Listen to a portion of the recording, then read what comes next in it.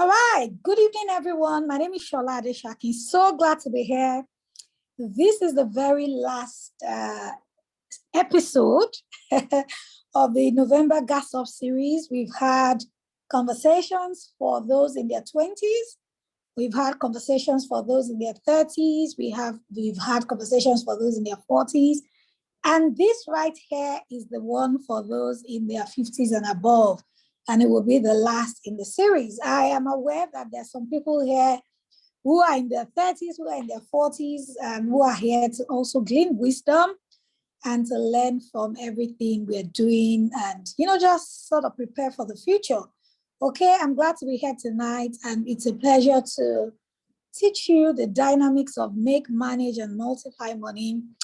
Since we started this series in the beginning of November, I have had a lot of testimonials, right? People have watched the videos on YouTube. They have invited their friends.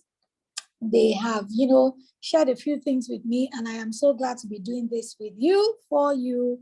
And I am hoping that, this is going to make a lot of difference in our finances going forward. So we were meant to strive to stream live to YouTube. For whatever reason, we have a bit of technology hitch, but here we are. We are unstoppable. So we'll be doing this right here, and then we'll put it on YouTube later. So I am glad to be here, and I am hoping that you are glad to be here as well. Without much ado, I want to make this very quick and succinct. And like I have been doing for the 20s, I shared 7 P's with them. For the 30s, I think I shared 7 M's. For the 30s, or for the 40s, I shared 7 M's. So like I've been sharing 7, key points for each of the age categories. Tonight, I am going to be sharing 7 L's. L's, like L for Lagos, with those in their 50s. And I have prepared some really good-looking slides for you, but we'll probably share that as a workbook later. So without much ado, glad to be here. I mean, in the comments, you can tell me where you're watching from, what your expectations are, but I'm just going to teach, and then maybe we can take a few live questions since we are using Zoom. Now, talking about, taking on adventurous trips in your 50s. We know the dynamics of personal finance differ from age to age. When I talk about investing, I talk about the SGAR factors. And I, like to tell people that investing is highly individualized and personalized. 2 people may not likely invest the same way. And when we consider the 4 factors, the SGAR factors, which I'm going to, of course, explain in a few minutes, you would realize that, see, this investing thing, you cannot use somebody else's time, somebody else's results, and somebody else's goals and aspirations to run your own investing, plans. So the first thing is your financial situation. The second thing will be your goals. The third thing will be your age. And the last one will be your risk temperament.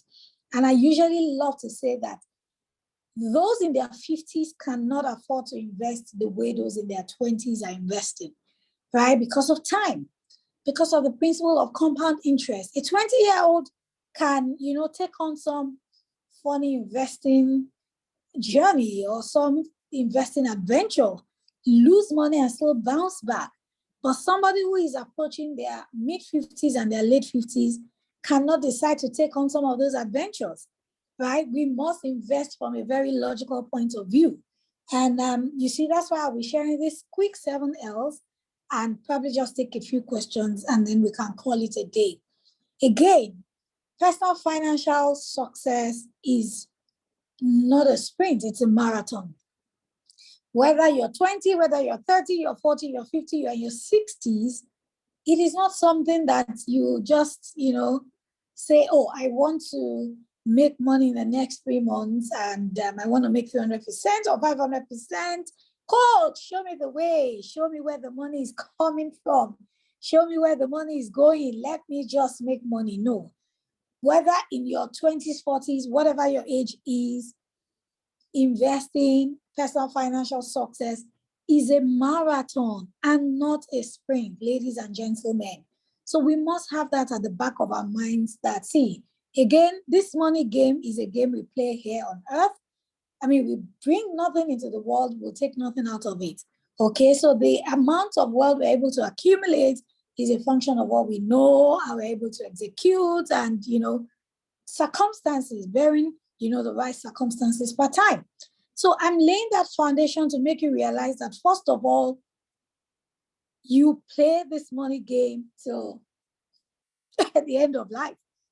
Now, that I have had money in the past does not mean that I'm going to be a millionaire forever. There are people who have had money, growing up in their 20s, 30s, and because of lack of proper management, they lost the money. So this money game is something continuous. You must continue to apply your heart to knowledge. You must continue to seek, what are best practices, especially in the world of personal finance and business. You must continue to seek leverage. You must continue to seek counsel. And that's why you see the richest people in the world. They don't just say, oh, I have made money and then let me relax. That's why you will see a Jeff Bezos being overtaken by Elon Musk. Money is dynamic. Money loves motion, right? And the nature of money, the future of money keeps evolving. 2 years ago, there was nothing. Yes, there was cryptocurrency, but the rate was not as much as what we see these days. So we have to continually update our knowledge. We have to continually upskill. We have to continually learn. And this is not a function of, oh, I am in my 50s. I cannot understand money issues. I cannot do money issues. It's a continuous game of learning and executing. But I'm glad to be here, with the 50s. And I'm hoping that a few points I would share will make a lot of difference. If you have read my book titled The Real Profit, I dedicated that book to my father, who, passed on to glory earlier this year. And I've shared the story many times that, you see, my father was a late bloomer. My father started his business in his late 50s. And for the first time, he became a millionaire in his 50s, in his late 50s, you see. So I know it's so easy to be inundated by what is going around, especially when we hit our 40s, late 40s, early 50s, late 50s. We start to think that, what can I do? If at this point I have not been able to achieve anything with my finances, is there hope for me? Can I get anything out of my finances still? I am here to first of all tell you that, see, forget all of those things that you read about. Oh, once you attain a particular age, you can't make anything out of your finances. No. See, once you practice the principles of money, it will work for you at any age. And that's why Warren Buffett is 91 this year.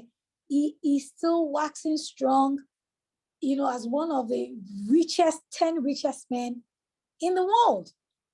Do you see? So it's not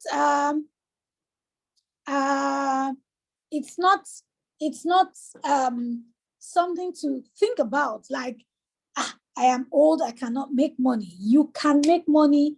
You can become a billionaire in your 50s, in your 60s, and you can play the game long term, you see. So I'm here to, hopefully equip you with tools and resources that will help you jumpstart if you think you haven't even started at all. I'm hoping these tools would also help you fast track and expedite your journey to financial freedom. So let's go into it. 7 L's. 7 L's. And the first thing is literacy. Again, I shared 7 P's, 7 M's, and I think 7 T's, yes. With those in their 20s, 30s, and 40s. But tonight, I will be sharing 7 L's. Unfortunately, I am unable to share my screen, but the knowledge is here, right? So we are not deterred. First of all, literacy. Okay, we must seek to be lifetime learners. My father used to be an employee. He used to work for an engineering company, and they literally moved him around the nation of Nigeria. I remember when I was growing up, we'll travel to Sokoto, Port Harcourt, Kaduna, Kano. I went to almost all the states in Nigeria, especially the northern states, because it's what kept, moving him around. And at some point, my dad just figured that he wanted something better. And, recently I put up a post, or maybe it was an email about him. And he decided that, he was going to start a business. He was going to start selling drinks. He was going to become a distributor for some of the major, manufacturers of drinks. And he started, but one thing I remember clearly about my dad was that his learning agility was very impressive. My dad was an avid reader, an avid learner. He would seek knowledge. He would ask for knowledge, even in his 50s. There's this thing about you not wanting to exert yourself. A lot of old people that I know, I'm glad that those in the Smart Investment Club are very agile when it comes to learning. That learning metabolism, learning energy is so fantastic. But you still see a lot of, elderly people who are not really giving to learning. And like I already said, see, attaining financial success is a marathon. It's a game we need to keep playing all our lives. And as long as you commit to learning, you will interact with wisdom that will keep changing your financial status. So again, it's not an age thing. Yes, we are 50, we are 60, we're in our 70s. But as long as we practice those principles, they would work for us. So the first challenge I am giving us tonight is that, ladies, yes, older ladies and gentlemen, let's be committed to learning. Let's be committed to literacy. Don't say that, oh, I'm too old to think about. And again, I am incredibly proud about SIC members who are, what we call the Smart Adventurers. Recently, we created a subgroup called the Smart Adventurers for those in their 50s and above. I am challenged by the amount of energy. I can mention names. I've seen them in their comments. I mean, on this morning, I was having the pre-boarding call for our mastermind members, and I saw retirees like, this thing we must learn, we must understand. And I'm so glad. On SIC, Pastor Polu, I must really commend you. You're on webinars, you are learning, you are asking questions, you are executing, you are practicing. I love it. And I know Pastor Pe clocked 60 like a few months ago. I love it. As long as you practice some of these principles, it will work for you. You will get the results. So, ladies and gentlemen, in your 50s, in your 60s, you can continue to learn. I had an uncle of blessed memory who went to read law, I think, at 62 or 63. Amazing man. Amazing man. He went to learn law, and then maybe about 2 years or 3 years after, I was in the public service, he became a permanent secretary in Lagos State. Impressive. So you see, as long as you commit yourself to knowledge and learning, you will be ever young. Knowledge has a way of making you feel youthful. Right? Yes, you went to learn law. Knowledge reinvigorates you. Knowledge excites you. How many of you have realized that when you come in contact with a new level of knowledge, it just makes you happy? It just gives you this, indescribable amount of excitement. So we must commit to financial literacy. And if you have stayed long with me, listen to me, you would know what financial literacy means. Financial literacy literally just means that get the right mindset about money, add knowledge to it, add the skill set to it, and execute. Financial literacy just means that understand the dynamics of making, managing, and multiplying money, right? So, ladies and gentlemen of the 50s, I am telling you that when you come into a level of new knowledge that can revolutionize your finances, you will see the results. Principles don't have favorites. If you are young and you practice the right principles, you will achieve results. If you are old and you practice the right principles, you will achieve results. My father committed to literacy and hard work in his 50s. Before he became 60, he became a millionaire for the first time. And I mean, it was so good to see my father putting so much of effort and his energy into his business, and the business literally grew before his very eyes. So I am saying that most of the people on this call, most of the people that will be watching this, well, that are currently watching this, are members of the Smart Investment Club, and then members of the Smart Adventurers Club. We are Smart Adventurers sub-unit of the Smart Investment Club. And trust me, we've got a lot of amazing plans for you. We want to bring you age-specific information and literacy that would help you. I mean, you cannot afford to lose money in your 50s and in your 60s. So the sort of literacy we will bring, kind of investment opportunities will be curated for your age, because we want you to retire glamorously. We want you to retire, in style. We want you to, look at, forget all of the mistakes that you have made in the past and just, go into retirement with so much excitement, with so much money, with so much wealth, and beyond that, you leaving a legacy for your children. I wish I could share my slides, but, I looked at some of the common regrets that people in their 50s, have, because I just curated some of this regrets, a lot of it. Some people would say that they regretted not starting early. Regrets, well, for the past. They can't do anything for your future. What is most important is you start all over again, and you start strong, and you continue strong, and you are consistent. Some people wish that they made more friends. Some people wished that, they invested more. Some people wish that they made more time available for their children. Some people wish that they could, just be there for their spouse or be there for their friends. Just a lot of regrets. But I like to tell people that, hey, regrets do not make a lot of difference. If you allow yourself to sink in the pit hole of regrets, you just be there regretting, and regrets have a way of depleting your energy.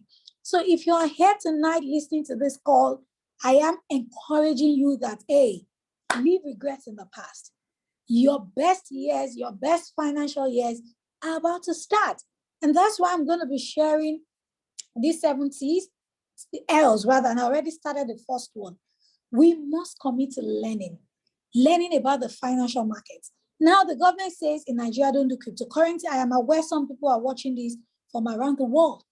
See, don't say, they say cryptocurrency. I do not understand it. On our mastermind pre-onboarding call this morning, somebody in her 60s was saying, this crypto thing, I am going to learn and I'm going to understand. Now, that is the spirit. That is the amount of energy. That is the kind of energy. That is the level of energy I want us to have. You see, some people will say, no, I don't understand stocks. Again, I'm going to share some points that would help you. Now, I'm not saying understand everything. I'm not saying understand in full details. But even if you are going to outsource, even if you are going to get financial consultants to do some of these things for you, please have a general idea, right? And that's why you must be in communities, you must be part of conversations that will just help you, embrace everything that the financial world has for us. Okay, so literacy is number one. I'm encouraging you read books. There are a lot of good books on personal finance that you can read. Just to understand how can I better maximize and optimize my finances and resources? What are the things that I can do? Some are very simple to understand, because I know some of us say, I don't understand books at this age. I cannot read again. Guys, you can read again. You can read again. You can, and I'm talking to myself as well. There are books, so many books that I can recommend top of my head. Millionaire Next Door. I know in our UK chapter, we do book reviews. At the general SIC level, from time to time, we do book reviews as well.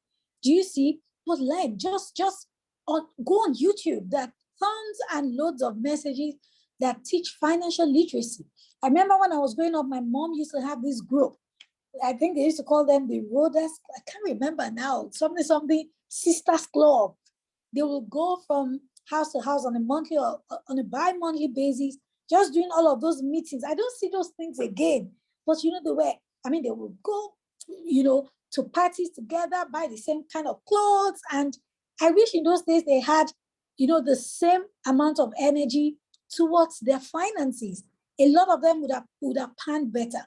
But these days, guys, technology makes it easy for everybody at whatever level to embrace literacy. So the first thing that will help your finances get better even in your 50s, I am telling you categorically that even if you are in your 60s, in your mid 60s, in your late 60s, you can still take decisions that will revolutionize your finances and put you on a better pedestal. So, ladies, I don't want to say guys because I know there are quite a number of elderly people watching this. Commit to financial literacy. I was trying to mention an example of books. Millionaire exam. I'm just looking at simple books that break down, this financial stuff. I wrote a book titled 40 Frugal Rules for Your Journey to Financial Freedom about 3 years ago. And I named them the A to Z things, basic steps that will just help your finances. Okay, so commit to literacy. Dave Ramsey. There are a couple of Nigerian authors also. I mean, in the comments, anybody who can suggest books, simple books, succinct, no ambiguities book. If anybody can suggest to me in the comments, I would appreciate it. Millionaire Next Door, Everyday Millionaire, 40 Frugal Rules for Your Journey to Financial Freedom, which I wrote, The Psychology of Money.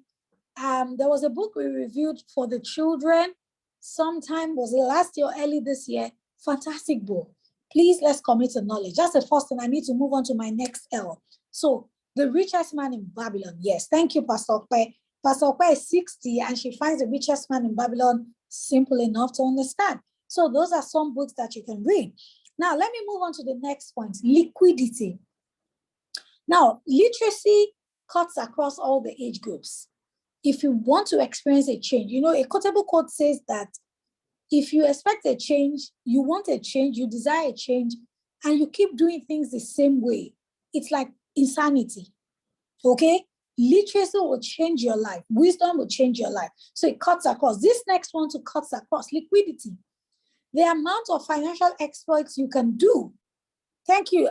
Somebody mentioned reach that border. Thank you. Reach that border. Thank you. I'm seeing my SIC members here. I love it. I love our zeal. I love our learning metabolism. Thank you. 5 wealth secrets that 96% of us don't know by Craig Hill. That is another fantastic book, right? 5 wealth secrets that 96% of us don't know by Craig Hill. I think you should write that down and get the book. Amazing book, right? Simple enough to understand, you see. And the second thing I was saying already was liquidity. The amount of financial exploits you can do, the amount of investments you can do is a function of the money you have. Trust me. And let me tell you, let's break it down. There's no need mincing words. I have a mom. My dad was 80 plus before he died. My mom, she's still alive, strong, ill and healthy. She retired about 1994. 27, is that 27 or 37 years? No, I think 27 years ago, right? I've seen my mom do business. Growing up, I saw my mom working as a secretary, doing business. My mom would travel on a Friday night to the UK, get stuff, go to Italy in the process, come back Monday morning, sometimes back to work. My mom was a big time hustler, businesswoman, hardworking woman, right? When she retired, she didn't have so much in place, but I commend her for her tenacity. You see, she's doing amazing well. Thank God for good children. But you see, managing your cash flow, managing your resources would help you a lot, especially in this age category. Remember that in this age category, you can't do as much as you will do when you were younger in terms of exchanging your time for money. And this is what we tell younger people. You have time. You have the energy. Maximize it. right? Again, I will mention the Cash Flow Quadrant by Robert Kiyosaki. I literally mentioned that book in all my teachings because I find it really insightful. And it says that you can make cash flow from at least 4 quadrants. As an employed person, you are as an employee, you are in the employment of someone, you are exchanging your time for money. He says you can also make money as a self-employed person, whereby you are monetizing your skills and talents. He says you can make money as a business owner, right? And then you can make money as an investor, right? Whatever it is. At this stage, I'm not sure many of us are still in employment. I am looking at those on this call. I know some of us are retired, right? So you have to keep an eye on your cash flow. Even if you have very wealthy children who are giving you money on a monthly basis, most times at any level, some of us have a lot of confidence in the money we're able to make by ourselves. At this stage, you might not be in employment. Some of us, we're monetizing our gifts and talents. We are building and consolidating on what we started when we were much younger in terms of businesses and all of that. And some of us are leveraging our investments. But what I'm saying is every couple matters at this stage. Again, some of us are in retirement, but we are not tired. We are retired, but not tired. Some of us still have a few years to retirement. We must be very frugal. Now, being frugal does not mean you are being tight. What's the word? You are economical. Yes, economical is still good. I'm looking for that particular word that sort of depicts frugality as being tight-fisted or being stingy. No, you are just you're conscious of the fact that, tight-fisted, thank you. You're just conscious of the fact that, hey, it's like a tap. I use the analogy of the tap to teach personal finance. There are times that the tap is flowing, YOLO, yala, like my mom would say, yala, YOLO. Like the intensity of the flow is so much. There are times that the tap doesn't even flow at all. There are times that the tap flows in trickles. And this applies to everybody, irrespective of your age bracket. There are times, I operate in all 4 quadrants. There are times that the tap seems to be a bit, just flowing in trickles, like, And then there are times that, my cash flow is so, exciting. So what am I saying?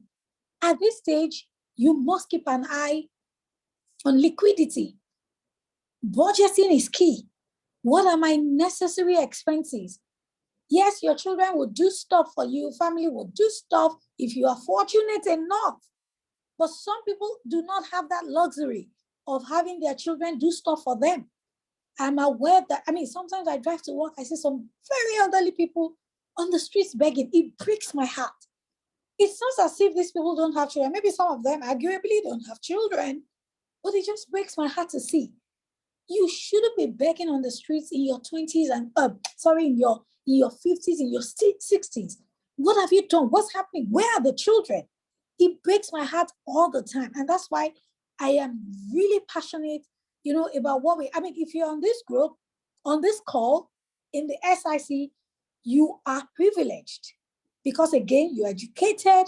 Again, you have interacted with the wisdom that shows you the need to be in a community of people who are managing, multiplying their finances. If you're on this Zoom call, you're fortunate because you're learning and listening to things that will change you, change your finances. And I believe that, making money is not enough. You must be able to manage it, no matter how rich and wealthy your children are. They can't meet all your needs. These days, like we say, our children are not our retirement plan. If we have children who take care of us, fantastic. I love it.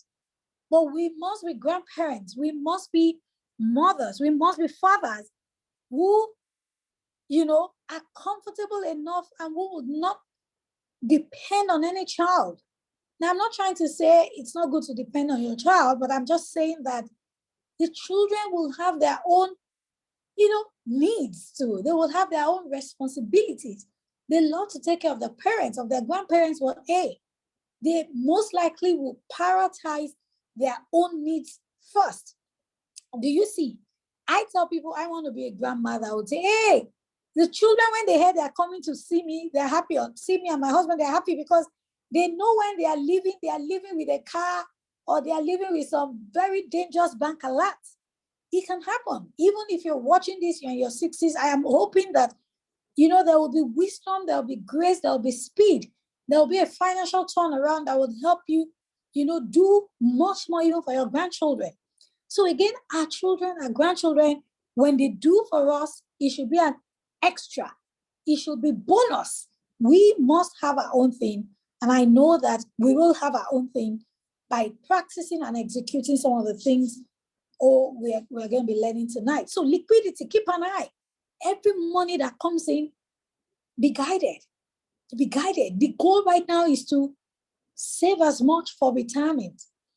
Somebody said retirement is what's the word now? Underestimated. The expenses, what you spend in retirement is largely underemphasized. Because people just think you are retired, you don't have expenses. Forget it. Retirement expenses are as much and as heavy and as tedious as your spending, or your level of spending and expenses when you're not retired. Okay, so every couple, one thing I am telling myself is that when my tap is flowing well, it is not an excuse for me to spend money anyhow. See, I love to enjoy my life. I believe in you only live once, but I do it with wisdom. You know that acronym YOLO? You only live once. YOLO. I love life. I love the good things of life. But trust me, I have also realized that every money, every kobo, every dime, every pence, every cent matters at whatever level. So at this stage, we must be able to interact with our figures. Don't say, my children are the ones who manage my everything. If you're on this call, you're educated enough to understand that you can sit down to say, what are my inflows? Okay, am I in retirement? Am I getting pension already? Do my children give me money? Am I investing? What is my investing return looking like? Do I have a business? What is my business income looking like? At whatever age, we must learn to interact with our finances. You can't shy away from it. If you feel inundated and overwhelmed thinking about finances, then you need to still work on your mind. You need to still work on yourself. We must constantly interact. So what has happened to me this year? In my mastermind, what we do is at the beginning of the year, we work out our net worth. At the end of the year, we work out at our net worth. We're looking at how much have I grown in terms of assets accumulation. Very important. Liquidity, every amount, couple matters. I'm not saying become stingy. I'm not saying, become tight-fisted. I am saying that retiring in a gracious way is desirable. And it should be one of your goals. And let me tell you, if you're here in your 40s, retirement is closer than when you first got out of school, whether you like it or not. So saving for retirement, because we can't work forever. We can't exchange our time for money forever. Even as a business owner, it comes to a time whereby you will say, guys, I am handing over this business to you as my children or trusted hands. Because you see, this body would need to rest, would need to retire. It is what it is. So this is the time to keep a close eye on where our finances are going. Needful things to have, things that you need to pay for necessarily, right? Take care of yourself as well in your 50s. They tell us when you're younger, take care of yourself. Actually, take care of yourself at any time, at any point in time. We must learn to take care of our bodies, to take care of our spirits, to indulge. It's not about working. We must sit back sometimes to say, guys, I need to take care of myself. And then, of course, saving and investing, which naturally I will talk about. I mean, this story comes to mind as I speak. My mother was such a hard worker. I remember one of the things that she invested in back then. She bought a piece of land around she was living with my dad, and she didn't even know they were going to separate, and my dad was going to sell the house. While she was working, she bought a piece of land not far from where we were living, and she built the house. When my dad sold the house, she literally just moved in. That was something she did with her own funds, okay? Now, having said that, I'm going to move on to the next L. And this is like a warning. Yeah, the first one was literacy, second one, liquidity. Third one, avoid leeches. If somebody can help me get the meaning of leeches, I put it in my slides because I wanted to read it out. But if you could just get me the dictionary meaning and put it in the comments. Leeches will be L-E-E-C-H-E-S. And literally it means avoid things that are out to deprive you. Okay, if somebody can get that dictionary meaning for me quickly and put it in the comments. Leeches are things like, things that literally suck your blood, things that are literally there to take from you, to deprive you of what you have. Let me tell you, SARS and MARS, blood suckers, thank you. I love it. Somebody already, thank you, Mrs. Odejayi, yes. She says, leeches or a leech is any blood-sucking or carnivorous aquatic or terrestrial worm of the class Irudinia, certain freshwater species, which were formerly used in medicine for bloodletting. Now, another meaning of leech is a person who clings to another for personal gain, especially without giving anything in return. I love this. And usually with the implication or effect of exhausting the other person's resources. Gosh, I love this definition. And that was what I had in my slides. Another definition says a leech is a person who extorts profit from or sponges on others. I love this class tonight. Another person says a leech is a person who clings to another for personal gain, especially without giving anything in return. And that person says a leech habitually exploits or rely on. Example is leeching off the ability of others. Thank you. Thank you. Thank you. Now, what does this mean? A lot of people in their 50s, in their 60s appear vulnerable. Do you see? And in this part of the world, Africa especially, we sometimes we just, when we approach, when we hit 50s, 60s, we feel like, yes, it has finished. I am in retirement.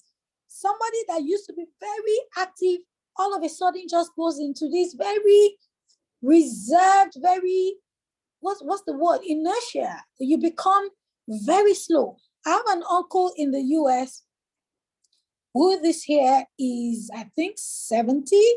He's still working, even though I'm like, I can't, walking by 67, you should be doing baby girl life. But he's still very active. If you live overseas, you see a lot of people who are in their 60s, 70s, still very active. But in this part of the world, Africa, Nigeria, a lot of people prey on older people. They prey on elderly people. They're leeches. Sometimes even as family members, I'll give you examples, close home examples. Somebody lives here in Nigeria, an elderly person, their children are overseas in the UK, in the US. And there are people around them who know that their children send money to them on a monthly basis. Some of these people, innocently just say, help me collect money from the ATM. So these other people know their ATM cards, their passcode, and they do this regularly, and they steal from them. I've been privy to, cases like that. My dad was very active up until his death, but he had a friend who was bedridden for years, whose children were overseas. There were cases and stories of people stealing his money, stealing his property, and all of those. Now, two things. These leeches, I'm saying avoid leeches. If you are here on this call and you're going to be, if you're going to be listening to this video, like your Yoruba will say, what does that mean? Can somebody translate it for me? Let's not think that because we are in our 50s or 60s, we can't do some things. I love Warren Buffett a lot. I have read so much about him. Okay? Warren Buffett is 91. And this guy is still one of the 10 richest men in the world. I'm like, gosh, 91. Yes, thank you. Let's snatch ourselves from the grip of, I don't know. Like, it's not that bad now. Deliver yourself from leeches. Thank you. We must get ourselves, we must, comport ourselves. And you know what? The mind plays a trick on us. Even as a young person, sometimes your mind just wants to make you feel useless. Your mind wants to make you feel old. Your mind wants to make you feel incapable. No way. Let me go religious on you. The Bible says Moses at 120, his natural force was not abated and his eyesight remained as sharp. This guy started to lead the Israelites out of Egypt at 80 years old. This guy would fast for 40 days, no food. How many Africans can do that? You see Africans say, I cannot go to the bank again. It is my neighbor that go. Come on. No member of SIC must do that. We are up and about people. We are strong. We are energetic. We understand financial literacy. We are playing this game for the long term. And I'm very passionate because I see things. I've been privy to cases where somebody's money was stolen. Somebody gave, it's so annoying. And some people cannot make heaven. Leeches that will be stealing, that steal from elderly people, they cannot make heaven. It is wickedness. Preying on the vulnerabilities of elderly people. Such people cannot make heaven. It's so annoying. They steal, house help steal. But people on this call, you must see, age is a number. In your mind, if you feel youthful, you are youthful. In your mind, if you feel capable, you're capable. In your mind, if you feel strong, you're strong. Alan Sanders, they call him Colonel Sanders, was, the founder of KFC in America. Can somebody check when he started KFC and when KFC became like boom? 65, thank you.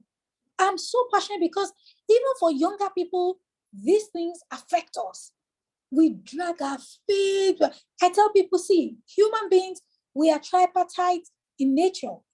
You have your body, you have your soul, you have your spirit. That soul has 3 components: the will, the emotions, and the intellect. Your soul eventually is the one that determines what happens with your body. See, self-awareness, self-regulation helps you to jara egba from anything that sometimes you wake up on the bad side of the bed and you're like, is that what they say it is? You wake up someday and you're like, you just feel so, something in your spirit, something in your mind is not. And if you do allow it, if you don't snatch yourself out of that mode, your day will continue like that. Look at it. So many things happened this evening to have prevented this call. First of all, electricity in my house had issues, electrical, whatever. It was fixed. Everything was hunky-dory. And then in a place where there would be light, they took light. Inverter, the fuse got burnt. This same today, this same this evening. Generator, brand new generator, they need to bleed it. Okay, we'll overcome. We're on top. My laptop just literally crashed before this call started. But see, these things are tools. They are inanimate. They cannot drive me crazy. There will always be a way. So in our 50s, in our 60s, let's avoid anything that will open us up to leeches, people who will take advantages of us. Take advantage of our age. Let people know that, hey, I'm 60, but I'm not dumb. I'm not daft. I'm smart. And that's why on SIC, when I see the elderly ones are smart adventurers, senior citizens, contributing, saying stuff about some of the things we do, saying, oh, I have downloaded this app, I am downloading that app. It gives me joy because you know what? You're literally setting yourself for an old age of pleasure. My dad, before he died, he was on every social media platform. The day he followed me on Instagram, like, sir, what are you looking? Sir, what are you looking for? Mo Luko now follows you on Instagram. I had to call him. He gave my dad joy to be on Zoom, to be on WhatsApp call, to be on Facebook. Putting something on Facebook, my dad will go and comment. Technology, apps, don't say, again, age is a number. Thank you. Age is a number. Some family members who you owe them support by all means. Yes, I'm not saying don't help family members. I'm just saying be in charge, be on top, be sharp, be mentally alert. Someone says guilt tripping is a prevalent manipulation strategy. I agree absolutely 100%, especially in this part of the world. So, ladies, gentlemen, please be on the lookout. Yes, confess it. I am strong. I can do all things. I can understand all things. I have the wisdom of the aged. Why would the Bible say wisdom of the aged? Because there's wisdom in old age. You have the experience. You have seen so many things. Now, we tell people network upwards, downwards. I will come to that. Let me not jump my notes. But I'm just saying that, let's not say I can't understand it. Somebody is doing it. There are people who want to take advantage of you. Right? There are people who they know that, this person looks like he has more money. And that's why Ponzi scheme promoters are always there. One day I heard about somebody whose retirement money, everything she had, all of these dubious people took it from her. I said it, I'm saying it again, they cannot make heaven. Let me go to the next thing. And it just ties closely to what I just finished talking about. Leverage. That's the next L. I've spoken about literacy. I've spoken about liquidity. I've spoken about avoiding leeches. The next thing is leverage. Guys, you may be in your 50s or 60s. You can leverage the younger generation. You can leverage the gifts and talents of the younger people around you. You can leverage people's knowledge. And this applies to everybody. 40s, 30s, 20s, whatever. You can leverage any and everything around you. This is an age where collaboration, leverage is the new gold. Leverage. And what is leverage? Again, please go into the dictionary and bring out meanings of leverage for me from different dictionaries. Leverage. What does it mean to leverage? Literally, leverage just means that you are, how do I put it now? You are, let me not, there's a way the dictionary explains it. Leverage, there's leverage as a noun and there's leverage as a verb. Is anybody getting it for me? Thank you. Quickly, I'm enjoying the comments.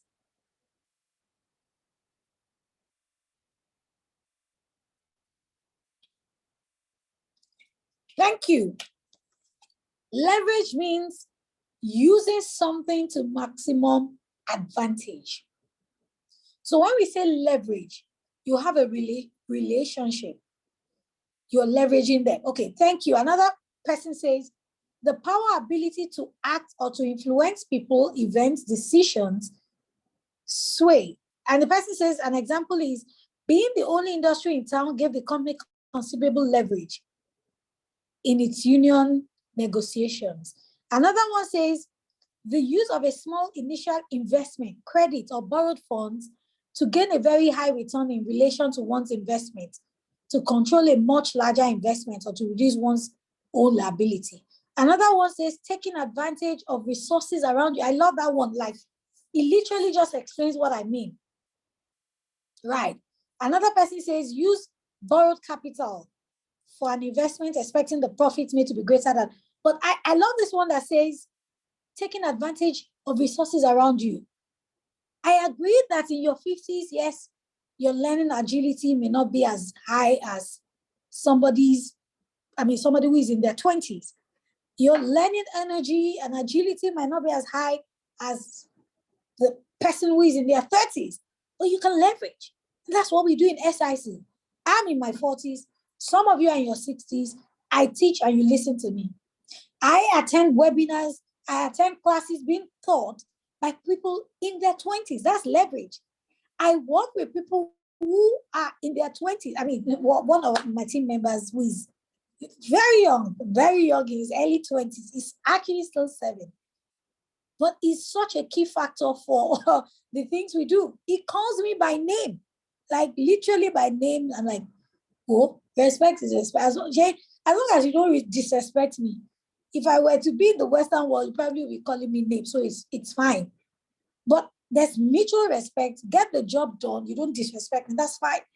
But I'm leveraging his skills. I can't code. I can't do some of the things he's doing. He's also leveraging me. Well, leveraging our organization to achieve his own goals. So leverage simply means using other people's resources, not in a parasitic way. Okay? Because some people say, they said that we should leverage. Oh yeah, you use the person. Leverage just simply means you are using somebody's resources.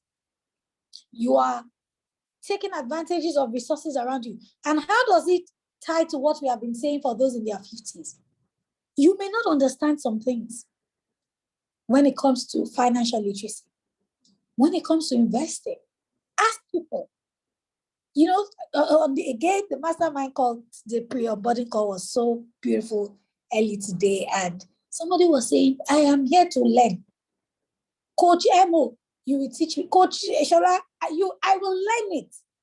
By force, by two last, like they say, like a balance in Yoruba. Yeah, I love it. I love the chat. Maybe that's why we're meant to be on Zoom tonight and not YouTube. All things work together for good. Somebody says leverage is more of utilizing, right? Lovely, Coach Emo, taking advantage of people and situation without abuse. Somebody says somebody who asks for direction cannot miss the road. Ask from those who know, whether they're young. And I teach people, see, networking, one of the things I've learned in recent times, I network upwards. I've got mentors, reverse mentoring. People younger than me, I've got it. And I've got mentors, my contemporaries, I have a friend, she's one of my best friends. She doubles as my mentor, sorry.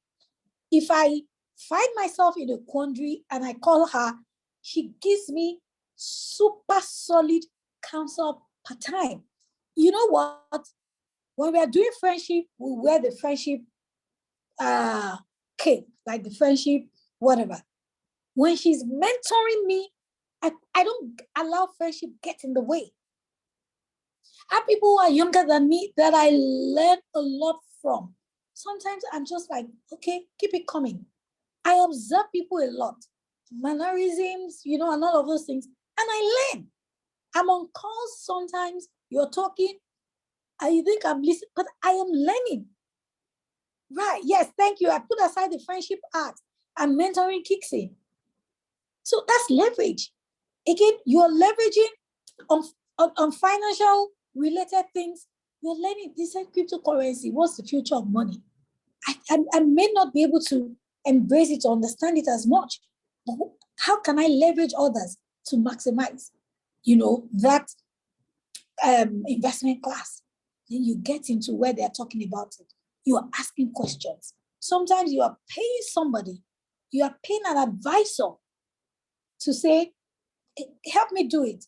You are getting into masterminds, into coaching circles, into investment clubs to say, guys, help me, like we pray. Help me, Lord. Where all of my help coming from the Lord. This is an age where We've got to lean on one another. And it's not an age thing. Again, mentor upwards, get mentoring, upwards, get mentoring from below you, get mentoring, sideways as well.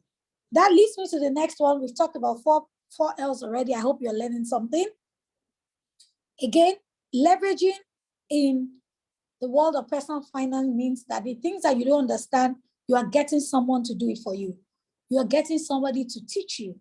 You are connecting yourself, like you're literally attaching yourself to people who can help you. They said stocks.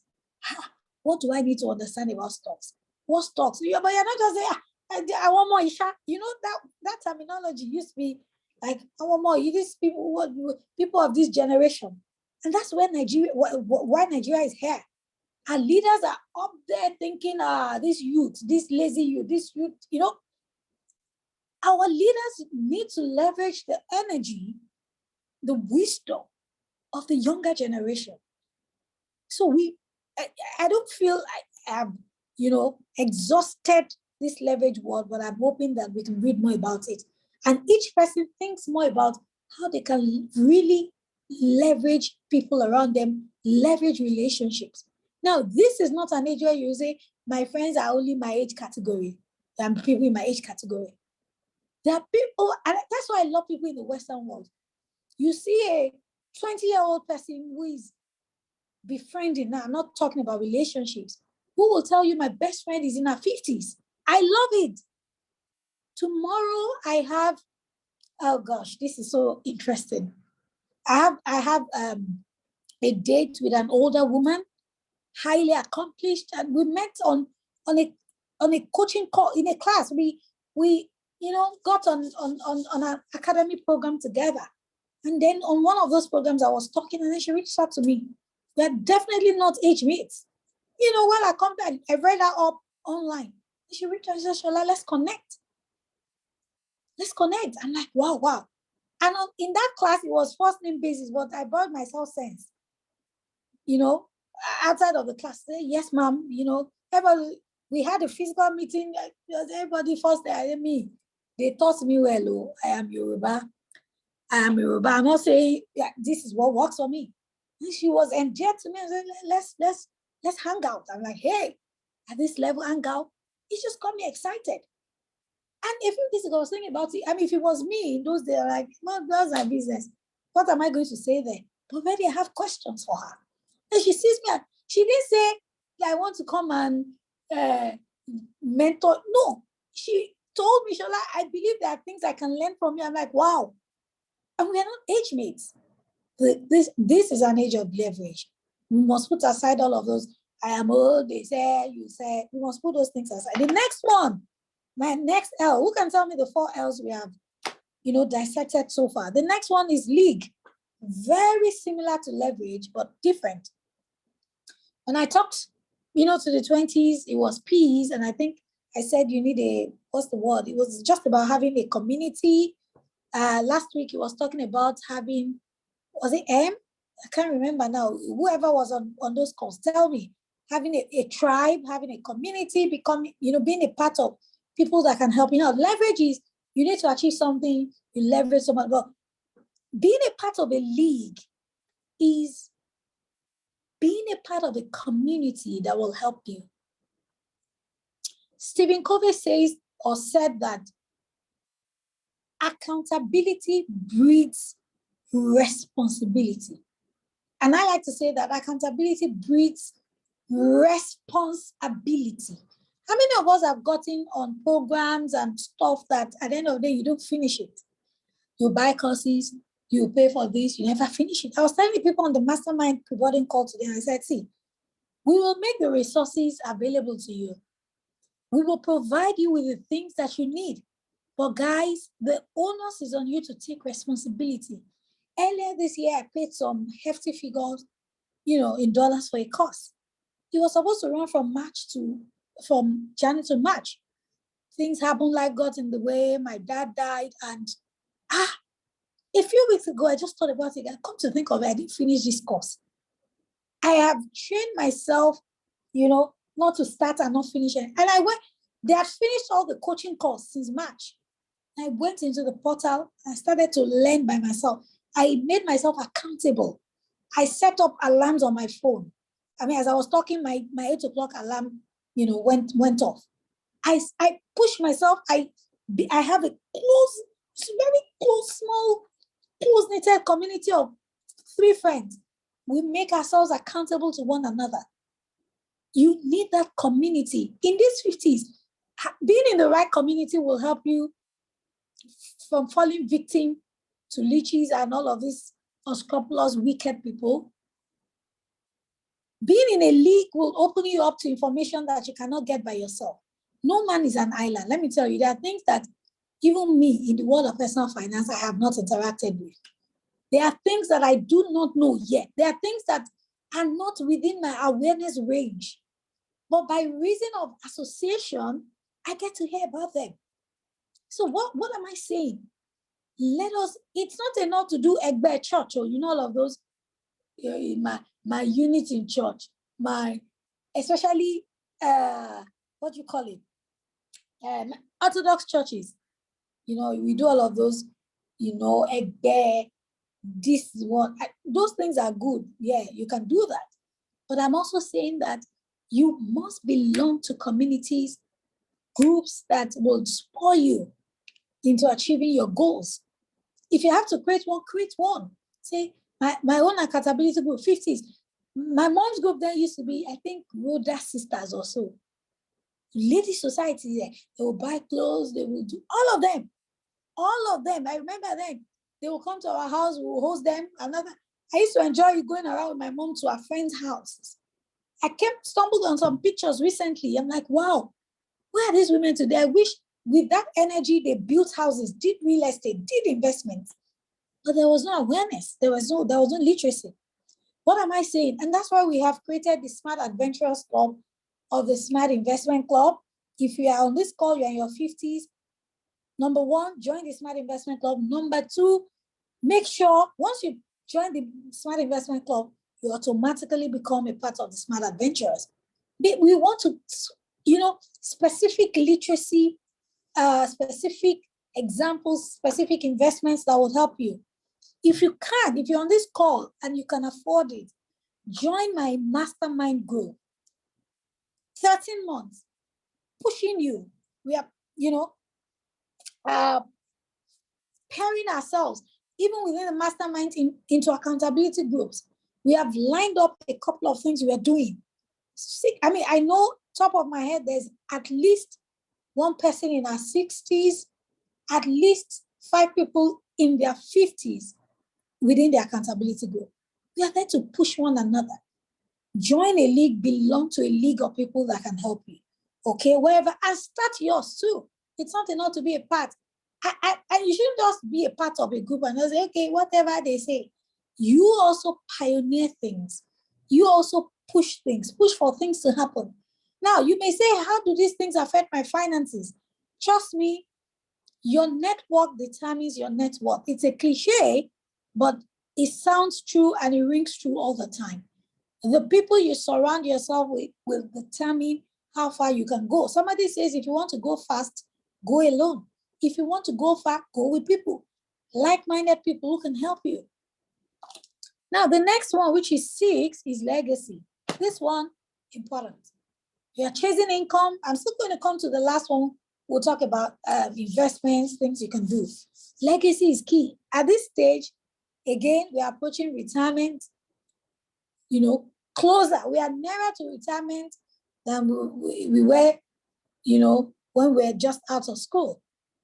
We must, my slides, the slides are beautiful. I wish I could share them. I wish I could share them. I put some images there that would just sort of just blow your mind. At this stage, we must start to think about legacy. I also talk about the 3 I's: income, impact, and influence. What are some of the things? So see, legacy goes beyond estate planning, what you are leaving for your children. I love those things. I mean, it's a good thing. Even the Bible says that a good man leaves an inheritance for his children's children. Fantastic. But beyond the money, beyond the money that you're giving, beyond the assets, beyond the trust, beyond the estate that you're giving.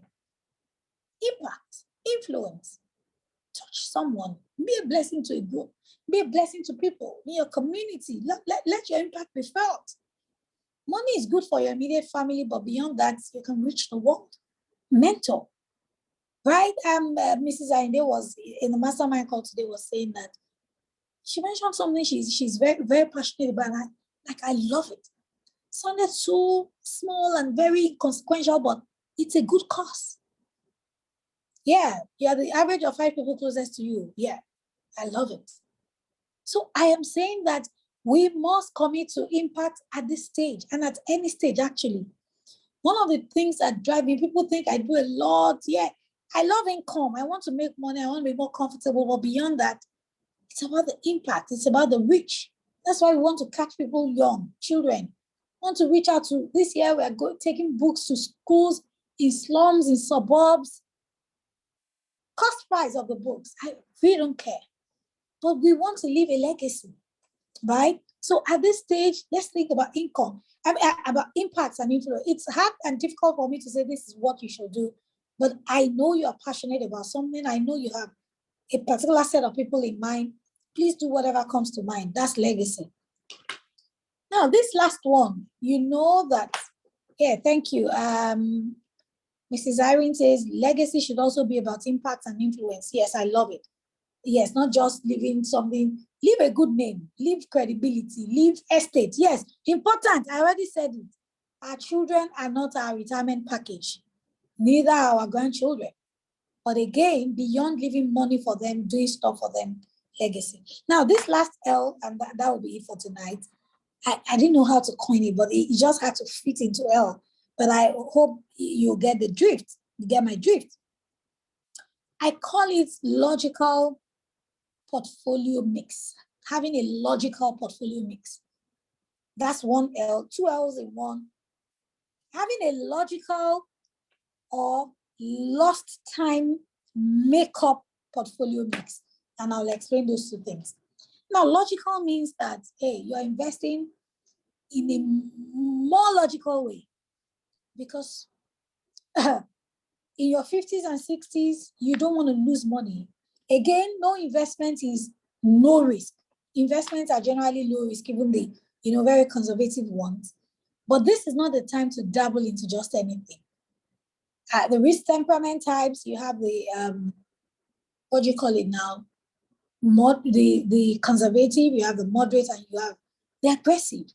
I like it when elderly people are aggressive, but again, you've got to be logical in investing. You have to be logical in building your portfolio. In my slides, I was going to share, for the 20s, 30s, 40s, I shared like a pie chart of what, you should be investing in. Top of my head on that, my image that I would have shared, somebody suggested that in your 50s, from your 50s, maybe about 35% should be for only risky assets.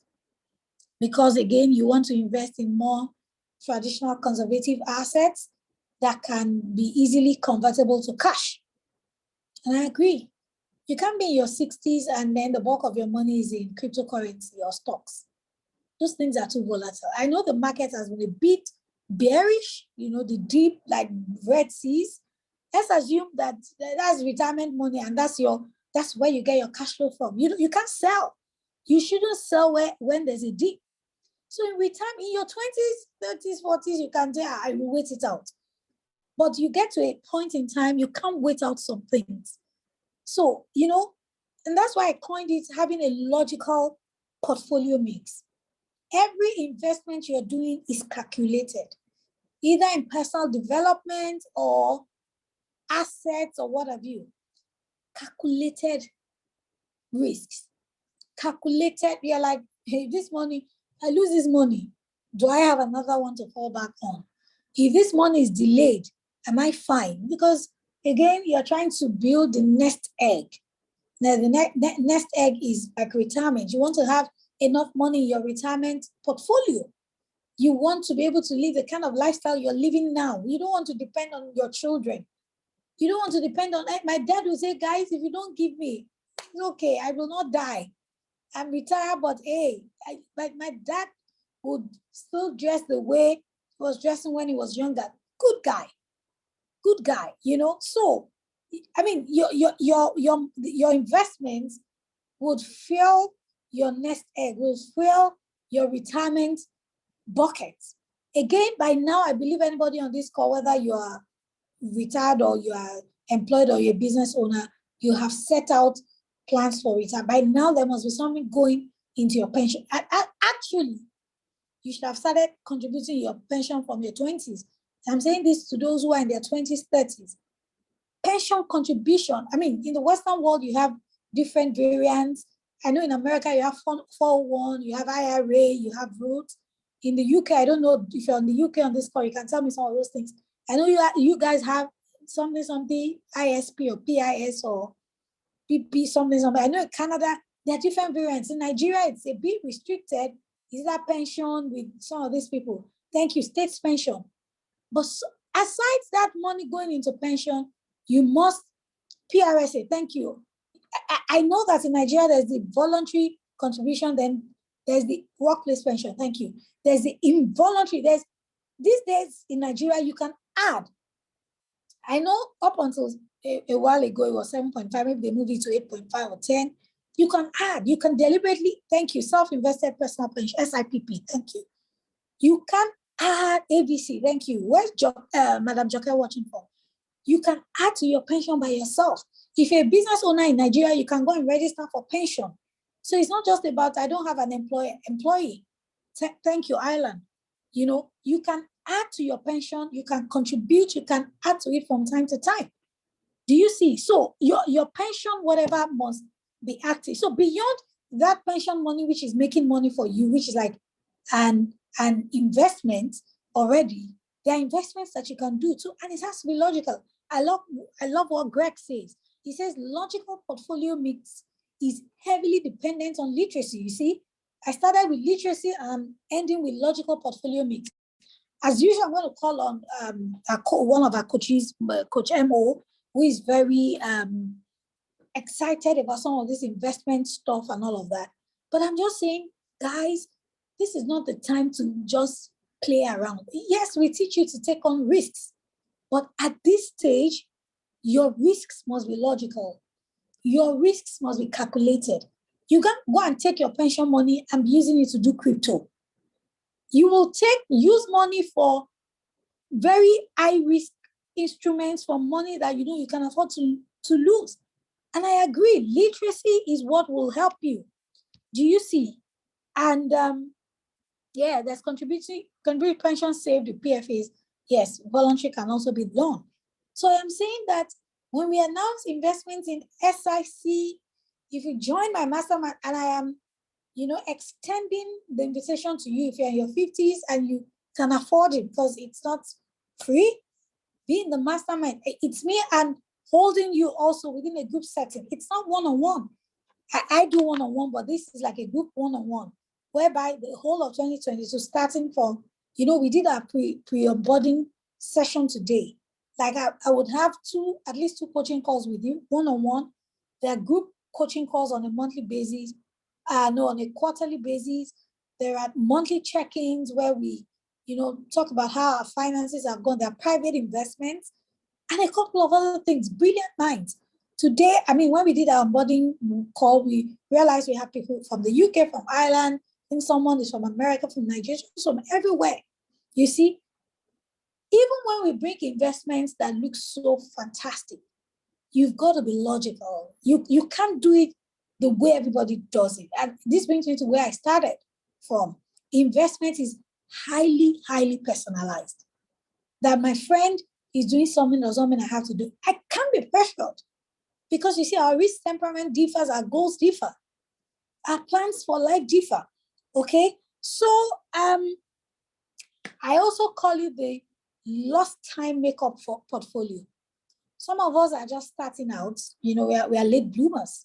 We're just like, really? I mean, I get all these messages all the time. I really wish I could, you know, have done these things when I was younger. Well, it is what it is. Now that you know, go for it. So I call it logical versus lost time makeup for portfolio. You're trying to make up for the time that you already lost, and you're very intentional. You're very strategic. You're like, I'm doing this right. One block upon another, one step at a time. Yeah, the time you wake up is your money. The day your eyes open is the day your own dawn breaks. You can't use somebody else's watch to, you can't have a watch and be saying, what is your time? Is it your watch? Is it your time? Look at your own watch, guys. Today, I have talked about literacy, liquidity, avoiding leeches, leverage, having the right league or being a part of the right league, keeping your eyes on legacy and, deliberately building your logical portfolio. I'm going to have Coach Emo talk to us, very briefly about investment classes that people in their 50s and 60s can consider. And I had something on my own slides that I would have loved to share, but for time, let me just have him weigh in and then I can nicely tie up the conversation. Coach Emo, are you there?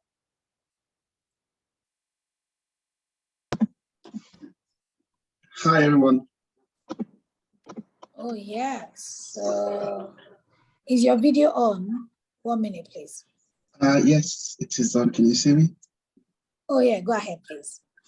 Hi, good afternoon, everyone. Yeah, another one of the things I like talking about is how do you mix your portfolio when you get to your 50s? At this age, I think the most important thing there is, number one is, Warren Buffett says something. He said there are two rules in investments. Number one, there is don't lose money. Number two is remember not to forget number one. So at this age, it's about preservation of your capital. That is the most important thing to do. And when you talk about asset classes, there are about 4 or 5 major asset classes. You have the fixed income, you have the cash and cash equivalent, you have the bonds, the debt instruments, you have equities, you have the properties, and you have the others. You have things like things you talk about in terms of cryptocurrency, commodities and stuff. At this age, the most important thing that you need to understand there is, before you do anything, number one, there is, do you know the state of your pension? Either if you're in the West, if you're in Nigeria, anywhere you are, you would have worked in one form or the other as an employer, as an employee for the last at least 20 years or so. Can you first investigate to find out what is the state of my pension?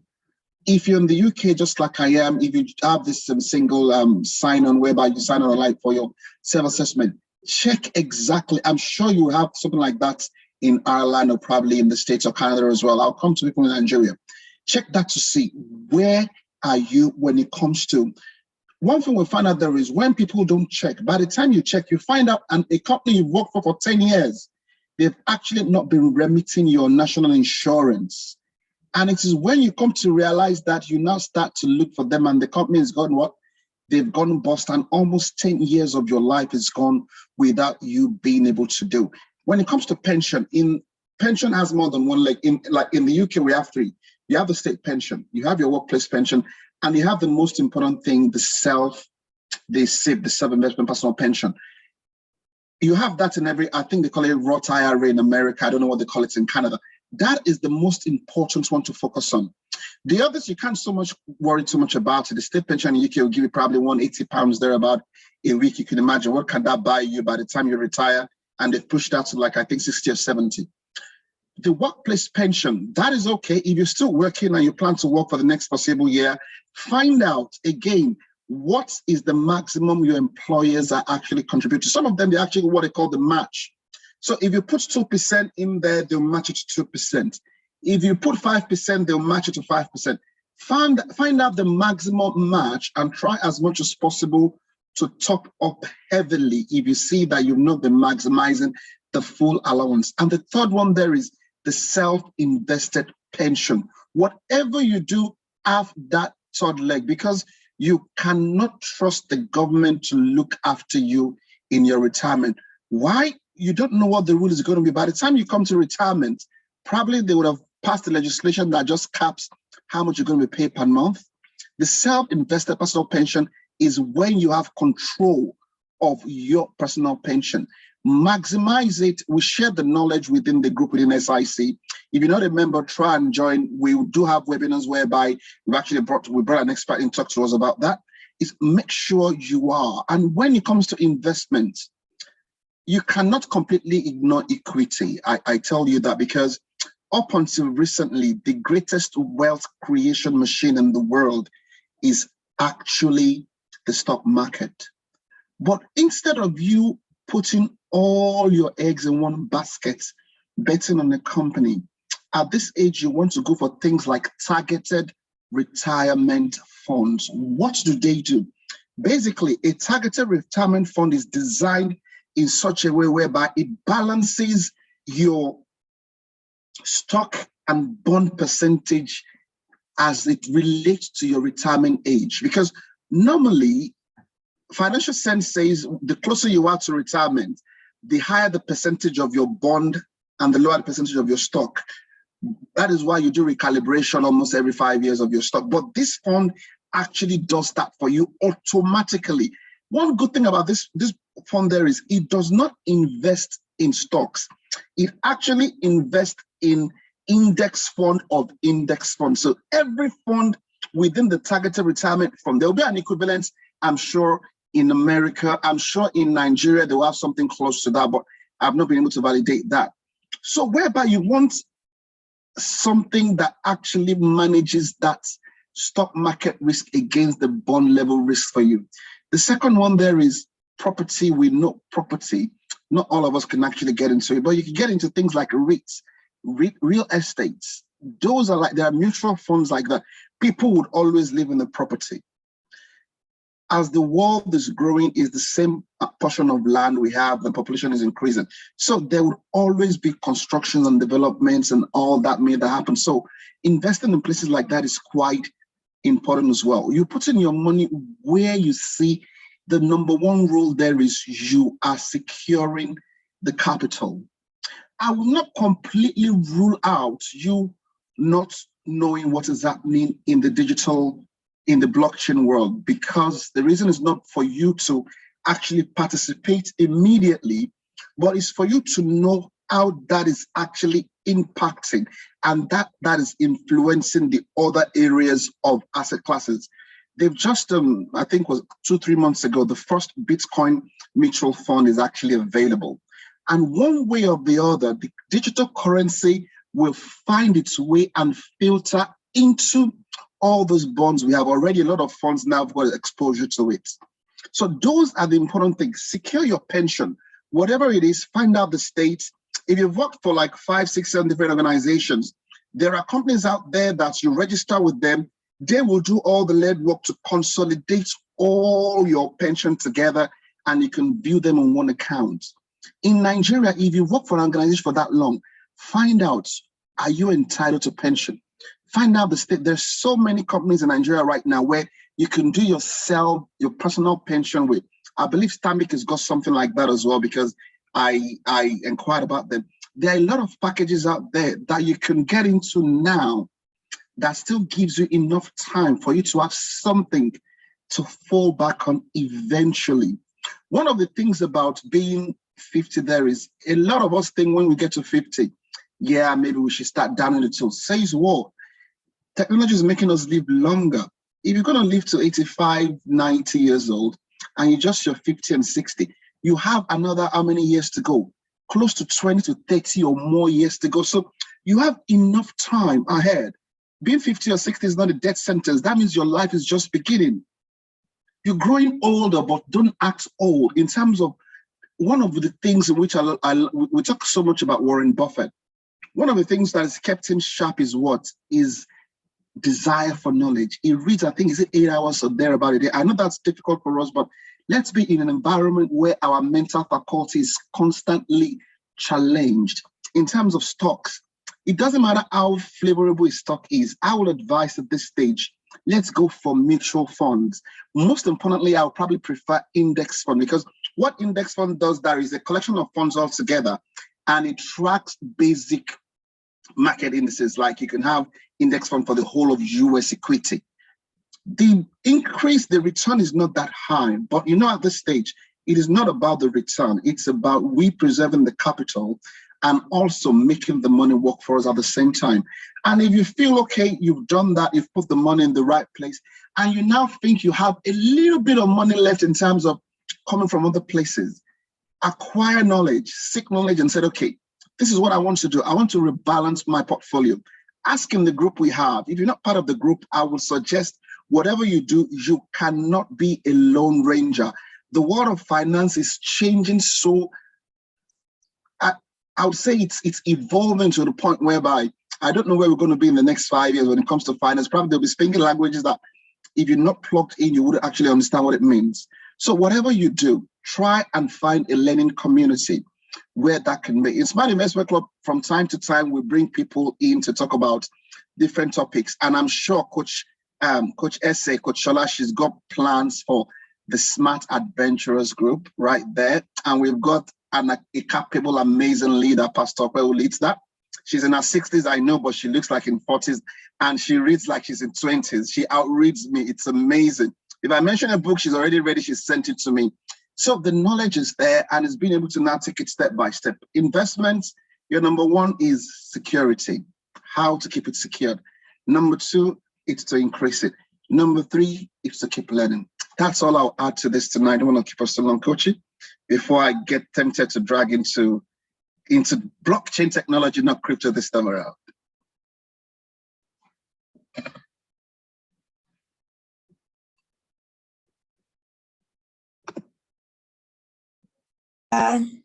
Thank you. Brilliant as usual. It just got me thinking, Amazing stuff.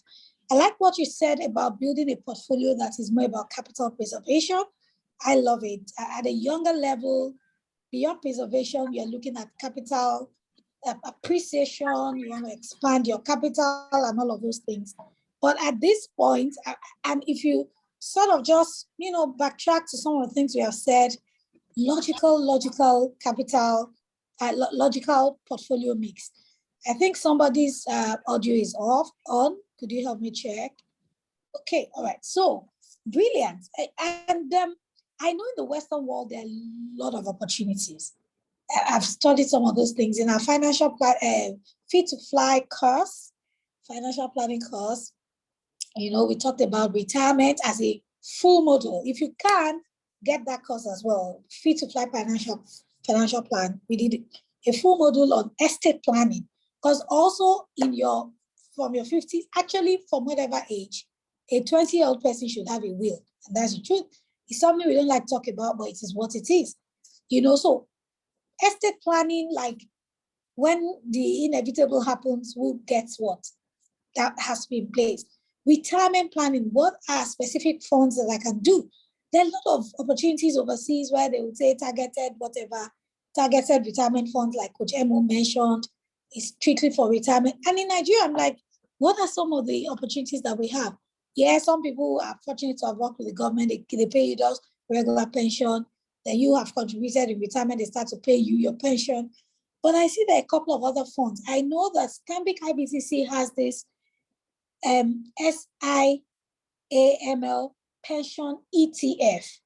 Now, I don't want to confuse us, but an ETF is like a sort of mutual fund that tracks like particular indexes, right? And this particular SIAML pension ETF tracks the NSE pension index.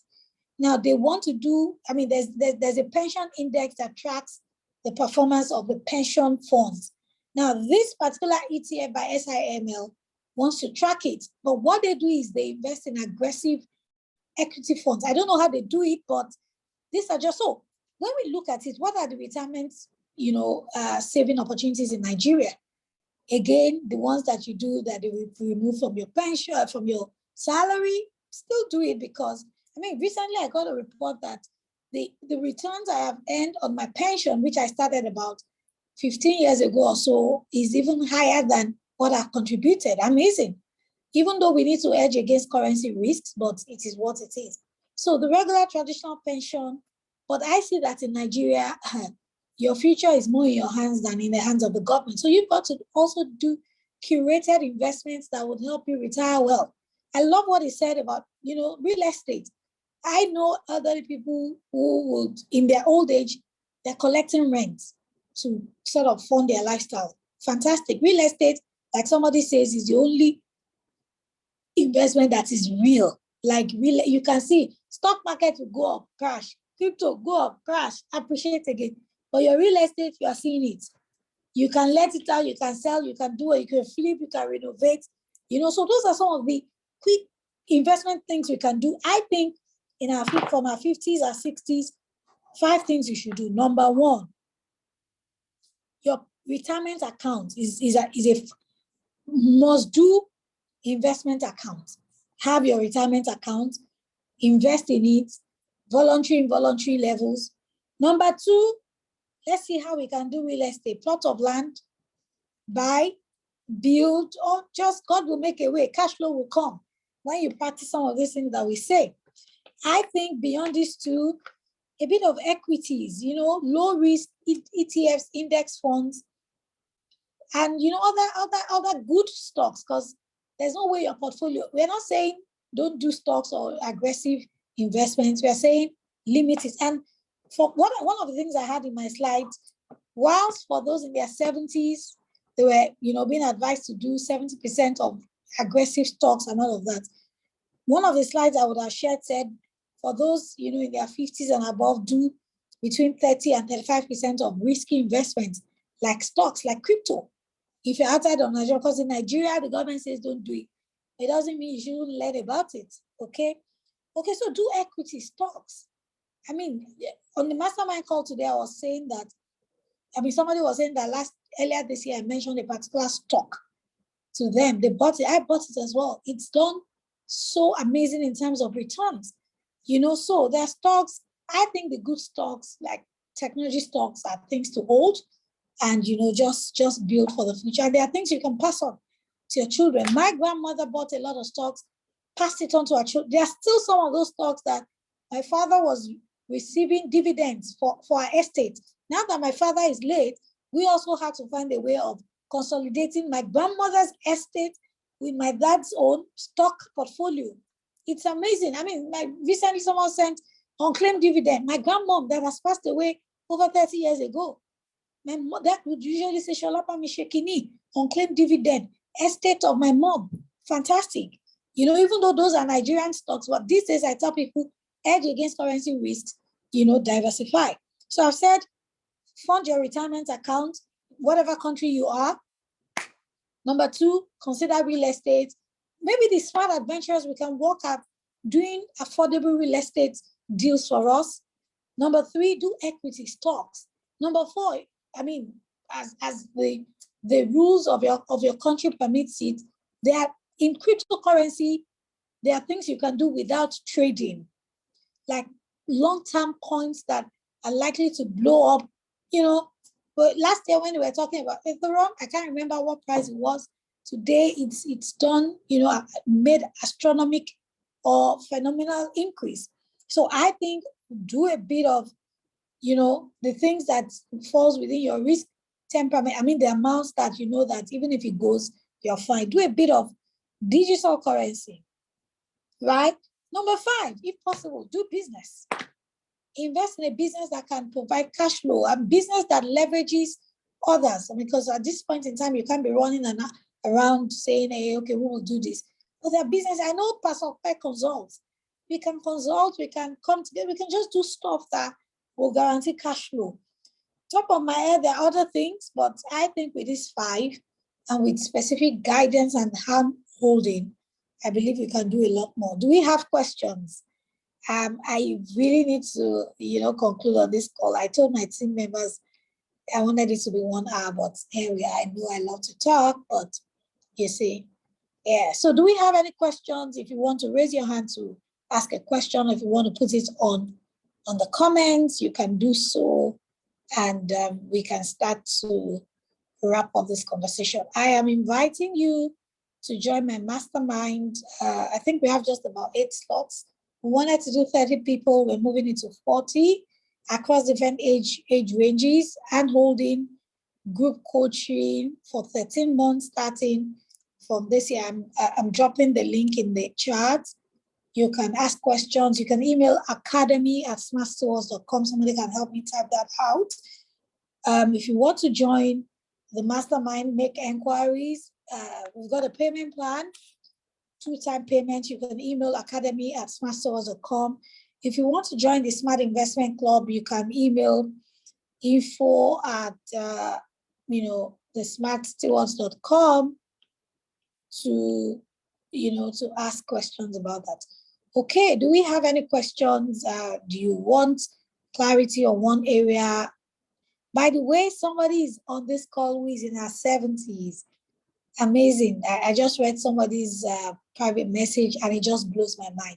It just shows you that, see, the future of money has changed. The future of learning has changed. Financing is not, the world of personal financial literacy is not the same. I sent this to my mom. She said she was going to be on a party. At a party, but because YouTube is not even working, I didn't send the updated link. It's something my mom would have loved to be a part of. You see, people are learning. It's not too late to learn. It's not too late to start all over again. Okay. Do we have any questions? Anybody raising their hands? Do we want, to ask any questions before we call this a day? Have you learned something? Can you drop in the comments what you have learned and what your plans for execution are?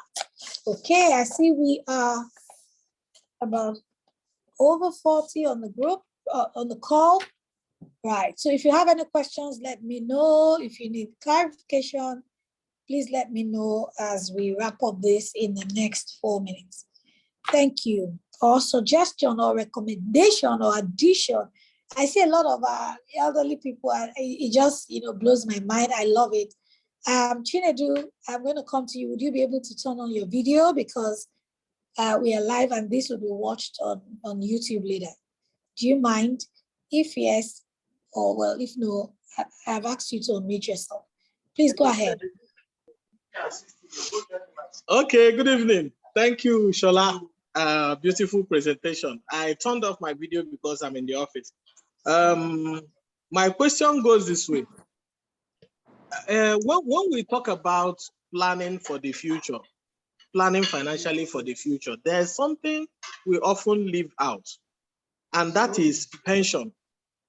Pension is a substantial amount of somebody's sweat over a very long period of time. And it is also backed by law. But there seems to be a trust deficit existing right now between workers and the government, in the sense that people who worked in the past hoping to live on their pensions till they die have suddenly come to realize that the system is not ready for them. So what exactly should be our strategy as far as pension is concerned? Is it a good thing to deposit a substantial amount of your savings in pension schemes, especially those administered by the government? Or is it better to have a plan B for your pension? Thank you. Awesome. I totally love that question. I love it. And thank you for that question, Chinedu. Beautiful one. I'm glad that, where I ended my presentation was giving us our 5 areas, out of which, your retirement account or pension is just one. Unfortunately, it is what it currently is in Nigeria. I know in other parts of the world, in America, there are varieties. You have what you call 401. There's 401 for those who are working in the not-for-profit organization. There's IRA, there's Roth IRA. There's so many things. We cover them in the course. In the UK, I already said, people already mentioned some of the things. In Nigeria, yes, I know there's that trust thingy where people think that, depending, what are they doing with our money? Top of my head, I know a few people who have recently collected their pension money I know there's also this thing about government organization and pension paid to government officials, whereby, that, they will say old people, they're lining up those who have worked with railway, those who have worked with, all of those government parastatals. Those ones are different, really. I can't say, because those ones, I don't know if they make voluntary or they make the job. I really don't know how it works for the government sector. But for private pension, the ones that, the more, the newer ones, where the likes of Stanbic IBC, likes of, a couple of new generation pension houses too. I know those ones have been paying. They have different fund types. In fact, they revolutionized the whole thing a few years ago. Pension fund 1, 2, 3, where you decide where your pension is going, maybe aggressive funds and all of those. I know those ones have been paying. You see, beyond that concern, one of the concerns I have is even how they hedge against currency risk. Because I look at the pension that I've contributed. I get reports all the time. Yeah, seven or 8 digits, I can't remember now.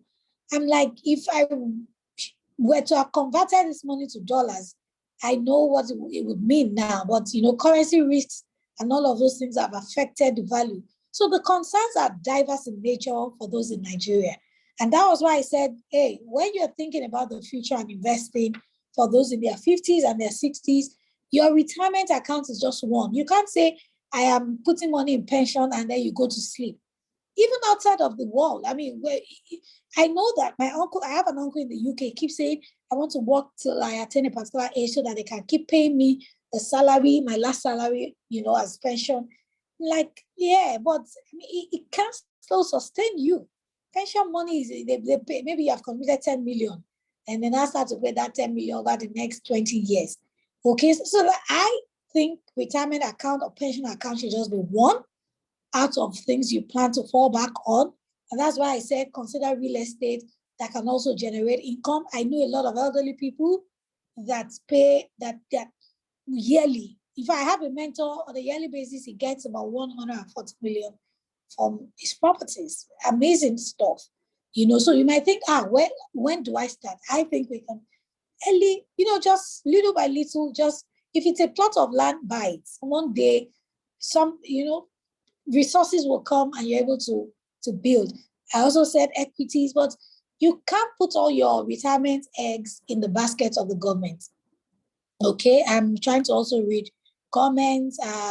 Somebody says pension is really small. Somebody says it's advisable to go only for the statutory contribution in public service. You can then go for private investments and adding or voluntary contribution. That's amazing, Mrs. Ainde.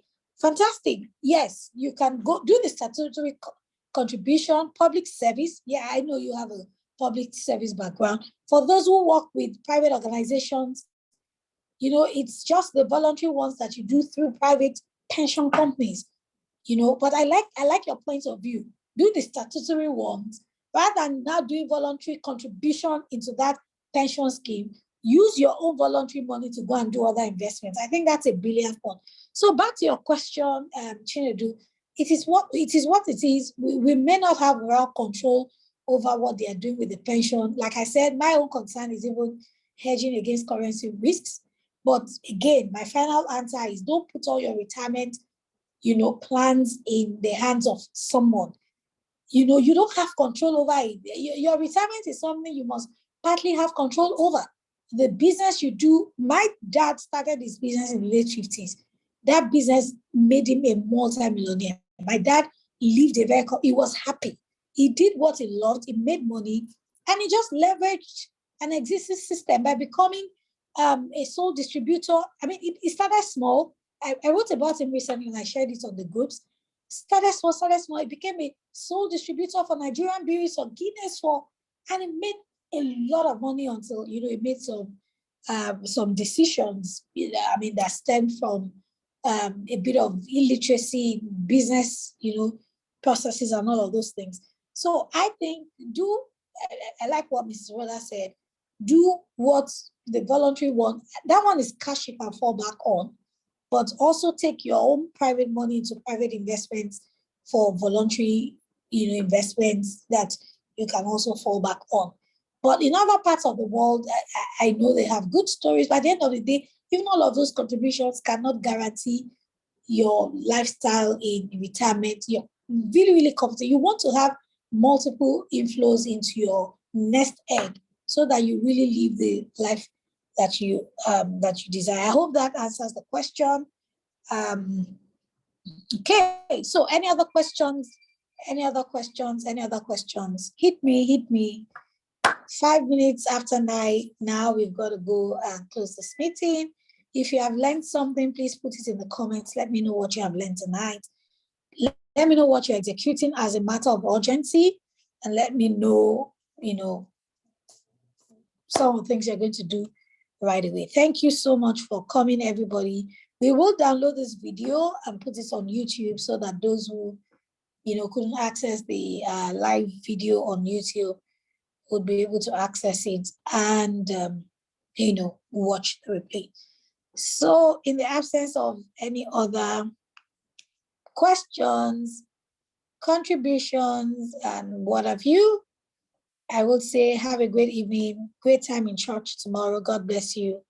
One love.